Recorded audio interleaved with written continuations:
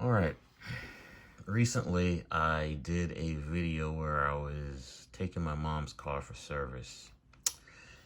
And I was ranting about, calling Honda and Toyota Econo boxes and, um, you know, just basically kind of dogging them out. And let me put some context behind why I feel the way I feel. You buy, first of all, you buy what your car can afford, what your pocket can afford, excuse me.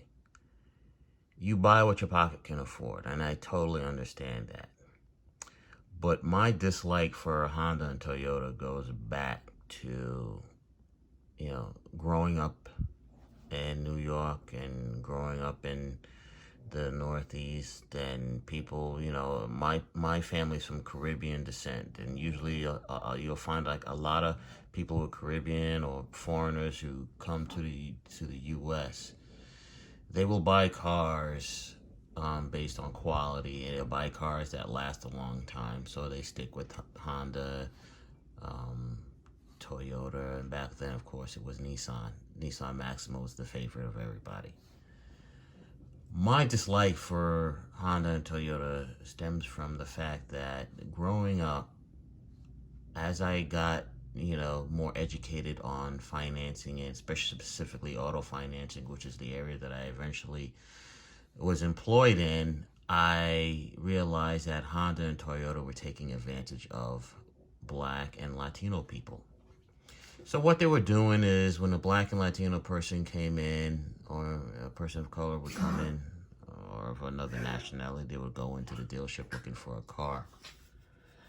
They would basically, say, run their credit and say, well, okay, if you wanted to buy a Maxima, they'll run your credit and say, oh, well, this is what based on your credit, you are only, we will only be able to get you a Honda Civic or a Toyota Corolla, when knowing full well that person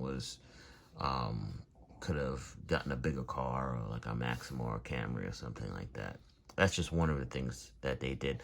The other thing that they would do is they would, and they can no longer do this, but they would charge people, go way above what they call the buy rate. So the buy rate is what's returned from the bank, and only dealers can see this because it's on their screens, their dealer screens, their finance screens.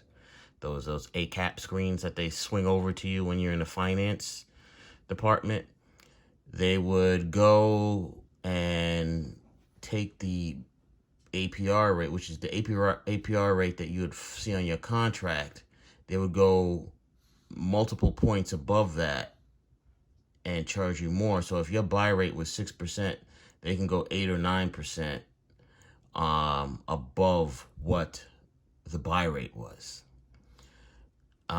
So dealers were notorious for doing that till the FTC and the law, Consumer Finance Protection Agency said, we're not going to do that anymore. You got to put caps. So you couldn't give people outrageous double-digit, interest loans on their vehicles, 11 and 12%. But getting back to Honda and Toyota, I dislike them because of this right here, right? In 2015, they settled a $24 million lawsuit because basically they were discriminating and overcharging minorities, black, brown, whatever, giving them higher interest rates. They were paying an average of $250 more on their loans, and basically taking minorities to the cleaners.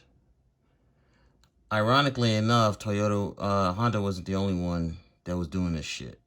Toyota, and this went completely under the radar, had around the same time, Toyota also had to pay $22 million for overcharging minorities higher interest rates. Which, of course, when you charge a higher interest rate, anybody knows, you charge a higher interest rate on a car loan, you are also going to, your payment's going to be higher. So when I call these cars Econo boxes and I have a kind of a general distaste for them, it's because of the way that they treat people. That's the context of where my dislike comes. Because you're charging people an exorbitant amount of money for cars. And on top of that, a lot of the times, if you look at the cars that they were charging all these people money for, the cars were cars that weren't even optioned up. They would, a lot of times they were doing this for base models. Cloth seats, no CD player. At one point, and I don't know, some of you YouTubers are probably too young to know this, but they were actually, air conditioning and radio was actually an option for Honda. That did not come standard. They went as far as to do that. And if you wanted air conditioning or radio, that was considered an option. Now, the car already had it, but if you look at the actual sticker, it was looked at as an option at one point. So this is where my general distaste for Honda, companies like Honda and Toyota. I purchased a Honda for myself. I paid it off and I got rid of it. And I said to myself, actually, I purchased a Honda for myself and I purchased one for my mom, and don't get me wrong, they make good cars, they last a long time. And so if you're somebody who's about to retire and you want something that's going to last a long time with minimal maintenance, Honda, Toyota may work for you. But after I purchased mine and I purchased my mom's, I said I refused to buy any more of their cars because of things like this. And I hold steady to that. I will not buy any of their cars in the near future because of their practices. And so this is the context of where my dislike for Honda and Toyota come from.